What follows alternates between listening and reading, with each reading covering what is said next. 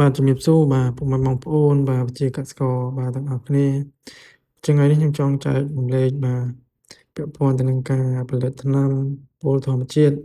ដើម្បីបណ្ដេញហើយនិងសម្លាប់សត្វល្អិតបាទនេះគឺជាសកម្មភាពរបស់បាទសិស្សានុសិស្សបាទថ្នាក់បឋមដែលគាត់ចូលរួមក្នុងការបាទផលិតបាទថ្នាំពុលធម្មជាតិអញ្ចឹងបាទជំហានទី1ខ្ញុំនឹងប្រាប់ពីអត្ថប្រយោជន៍បាទនៃការផលិតថ្នាំពុលធម្មជាតិនេះអញ្ចឹងទី1វាអាចបណ្ដេញហើយនិងសម្លាប់ពពួកសត្វល្អិតបានច្រើនប្រភេទហើយទី2វាជាបាទប្រភេទជីធម្មជាតិផងដែរក្នុងការជួយឲ្យដំណាំរបស់យើងហ្នឹងវាលូតលាស់ល្អអញ្ចឹងណាបាទអញ្ចឹងបាទទី1យើងបង្ហាញពីវត្ថុធាតុដើមក្នុងការផលិត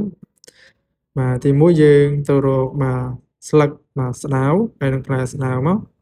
ហើយផ្លែស្តៅរករាងចាស់បន្តិចមកបាទអញ្ចឹងយើងបូកចូលគ្នាទៅស្លឹកស្តៅហើយនិងផ្លែស្តៅចំនួន4គីឡូក្រាមទឹកស្អាតចំនួន7លីត្រហើយនិងកាត់ស្ករល្ងចំនួនបាទ4គីឡូក្រាមអញ្ចឹងណា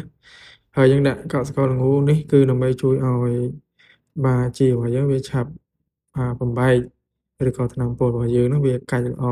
ព្រោះអីវាកាក់ស្ករវាជាអាហាររបស់ពពួកបាទអតិថិជនប្រាណហើយបន្ទាប់ពីយើងរកបានវត្ថុធាតុដើមហើយយើងធ្វើការផលិតបាទជំហានដំបូងយើងដាក់បាទ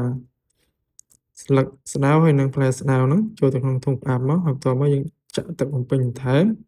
ហើយចុងក្រោយយើងដាក់កាក់ស្ករល្ងហើយបន្ទាប់ពីយើងបាទផលិតបាទបានហើយយើងនឹងបាទគ្របទុកបាទថ្នាំពុលរបស់យើងនៅកន្លែងត្រជាក់ម្លប់កុំឲ្យត្រូវពន្លឺថ្ងៃបាទហើយបន្ទាប់ពីហ្នឹងមកយើងធ្វើការកូរវាចំនួនបាទ2ដងក្នុងមួយថ្ងៃអាចព្រឹកឬក៏ល្ងាចទៅដើម្បីឲ្យវាឆាប់កាច់ហើយបន្ទាប់ពីយើងផ្អាប់បានរយៈពេល14ថ្ងៃហើយយើងនឹងច្រោះយកតែទឹកថ្នាំមកហើយទឹកថ្នាំដែលយើងច្រោះបានយើងរក្សាទុកនៅកន្លែងម្លប់ដូចគ្នាអញ្ចឹងណាហើយចុងក្រោយគឺរបៀបនៃការបាទប្រើប្រាស់ជារបៀបនៃការប្រើប្រាស់យើងដាក់ទឹកថ្នាំហ្នឹងចំនួនបាទ50 cc ឬក៏អាចដល់100 cc លាយទឹក20លីត្រហើយយើងសួរថាបើយើងដាក់លើសហ្នឹងវាអាចប៉ះពាល់ដំណាំទេអត់អីទេអញ្ចឹងណាយើងដាក់លើសហ្នឹងក៏អត់អីដែរអញ្ចឹងណាបាទអញ្ចឹងបញ្ជាក់ម្ដងទៀតគឺដាក់ទឹកថ្នាំហ្នឹងចំនួនបាទ50 cc ទៅ100 cc អញ្ចឹងទៅលាយទឹកស្អាតយើងធម្មតាចំនួនបាទ